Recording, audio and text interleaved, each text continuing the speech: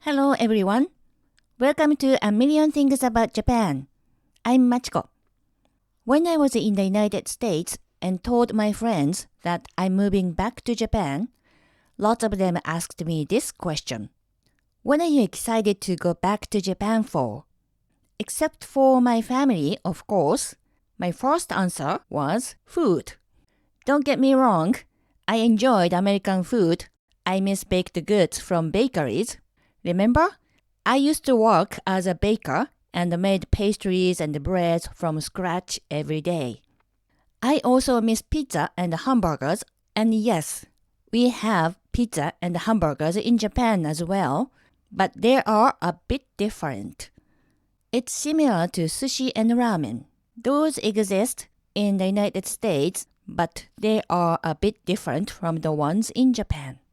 I had a coworker who was a big foodie, and she asked me for some advice for the home sushi party that she was throwing. She asked me, "Hey Machiko, I'm throwing a sushi party this weekend. What kind of sauce should I get?" You might be thinking, what's the big deal? But I was surprised by her question. I was like, sauce? Maybe just soy sauce? I knew she was asking about the sauce like spicy sauce or some teriyaki sauce, but for me as a Japanese person, all I want for sushi is soy sauce and wasabi. That's all. She also asked me what to put in miso soup. The most common ingredient for miso soup is tofu and seaweed called wakame. But personally, I like miso soup with daikon radish or nameko, which is small mushrooms. And then she asked me, how about bonito flakes? Again, my response was, huh? She said she put bonito flakes in her miso soup. I thought, wait, don't they stick in your throat or remain on your tongue? Once I took a picture of sushi roll with tons of crunchy stuff on, and I sent it to my mom in Japan. She said, "Wow, it looks delicious. What is it?" My mom didn't even recognize that as sushi, but it was American style. It is normal that foods overseas are flavored to match local preferences. That happens in Japan as well. So let's talk about pizza in Japan. We love pizza. And we have pizza in restaurants and have deliveries as well, such as Domino's and Pizza Hut. In Japan, corn is one of the most common toppings for pizza. Japanese don't think it's weird at all. And mayonnaise sauce instead of tomato sauce is popular too. Ebi mayo, which is shrimp and mayonnaise pizza, is also very popular. You may think, ew, that's gross. That's not that bad. I like it too. When I was a high school student, I went to Shakey's with my friends. Are you familiar with Shakey's? At that time, Shakey's was pretty new in Japan, and all-you-can-eat pizza was very exciting for us young girls. I tried many kinds of pizza, and the only pizza I felt hesitant about was Wahoo pizza. That means Japanese-style pizza. All I remember is that pizza had nori, which is seaweed, and maybe corn for toppings, and was not tomato sauce. I think it was more like soy sauce based with a little bit of cheese. It was not bad, but I found it a bit weird. At least it was not a pizza for me. If you have experienced Japanese food in your country, you may want to try authentic Japanese food when visiting Japan. But you may find a difference. You will see those differences even in the food you may be familiar with, such as pizza. People also ask me if Japanese people eat sushi every day. I can't remember how many times I had that question while I was in the United States. No, That's not true. We love sushi, but we don't eat it every day. That leads me to today's topic, which is one of my favorite traditional Japanese snacks, taiyaki. In English, tai is translated to sea bream, which is a type of fish, and yaki means baked. But it is not a fish. It is a traditional Japanese wagashi. Wa means Japan or Japanese, and the kashi means confection. So translated it is a Japanese sweet confection. The reason why it is called taiyaki is because it is fish-shaped. It is filled with sweet red bean paste called anko and baked. The outside is usually made of flour, eggs, and sugar. It is similar to a baked pancake. It can also be baked without eggs, which makes the outside thin and crispy. It depends on the shop. I prefer the thin and crispy one. It is so good. The filling is anko, which is sweet red bean paste made from red beans called azuki. When I was in the United States, it was not easy to find pre-made anko in stores, so I bought a bag of azuki and made anko at home. What I did was rinse the beans first and then boiled them until they were softened enough. Then cooked it down with sugar until it got thick enough. It took some time, but I enjoyed it. The good thing about homemade anko is that I can control the level of sweetness. Anko is one of the most important aspects in wagashi making.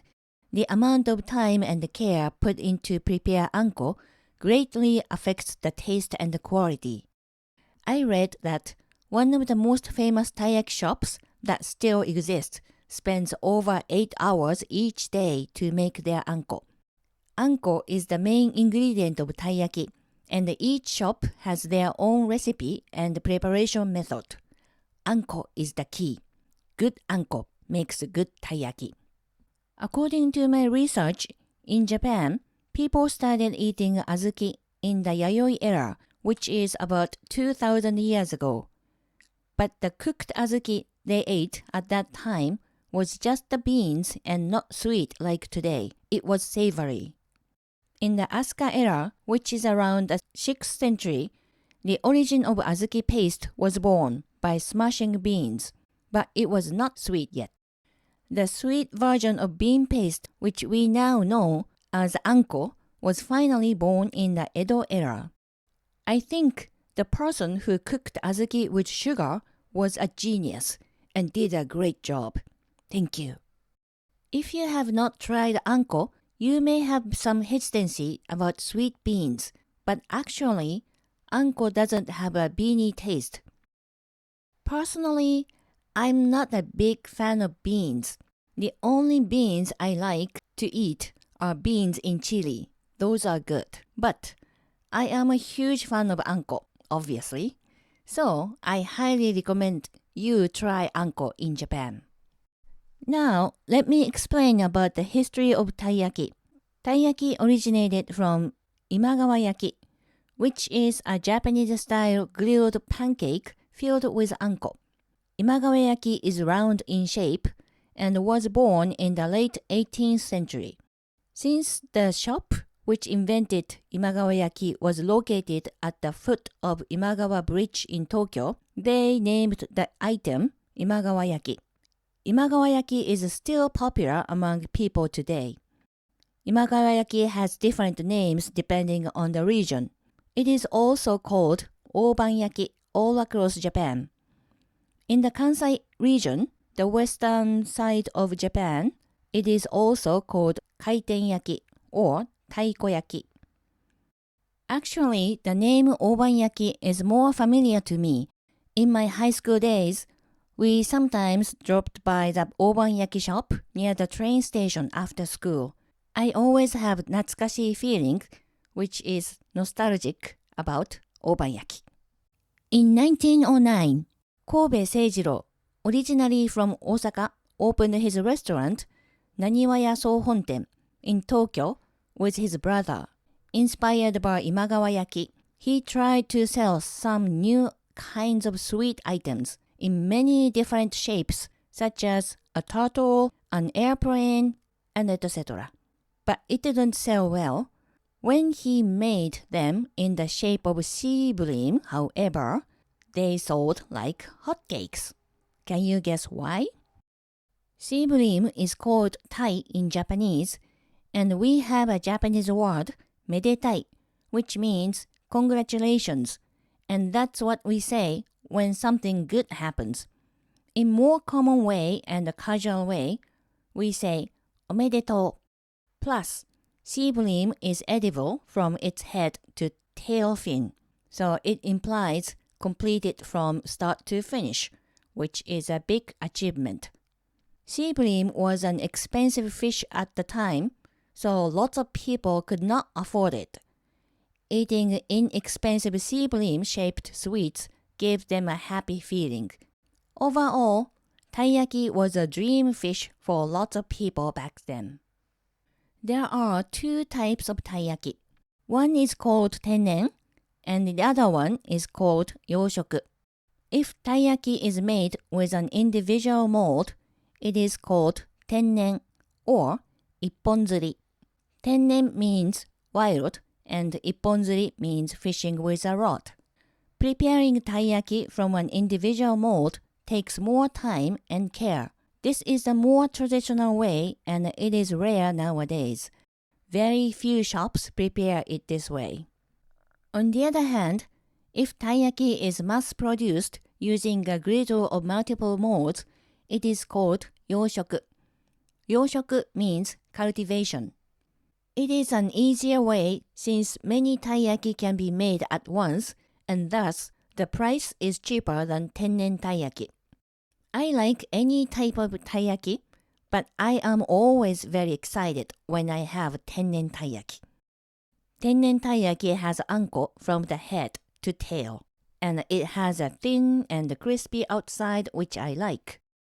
I feel very happy whenever I eat freshly made tennen taiyaki on the spot. If you don't like anko, you can find custard cream, chocolate cream, sometimes matcha cream, or even savory filling such as cheese as well. These modern flavors are only available yoshoku style. Give them a try. When it comes to taiyaki, there is a very popular taiyaki song in Japan. In 1975, the taiyaki song called Oyoge Taiyaki-kun, which translates to Swim Taiyaki-kun, was a huge hit. Over 4.5 million records were sold in Japan.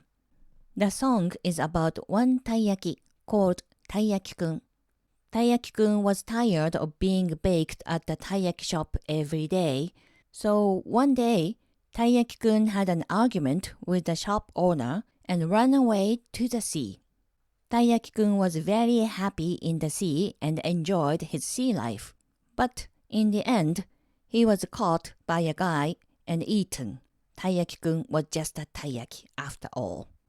That's the story of the song. The store which first created taiyaki, Naniwaya Sohonten, had many locations back then. In 1948, a new location in Azabujuban in Tokyo was opened, and that store is still there today. The third generation owner at the time was the inspiration of the song, which became popular, and thus this shop flourished. They sold many taiyaki because of the song. By the way, Naniwaya Sohonten in Azabujuban is my favorite taiyaki place. Yes, their taiyaki is the best. My other top two recommendations in Tokyo are Wakaba in Yotsuya and Yanagiya in Ningyo-cho. The one in Nezu is good too. Another thing I want to mention about taiyaki is an ongoing debate among Japanese people. From where do you eat taiyaki?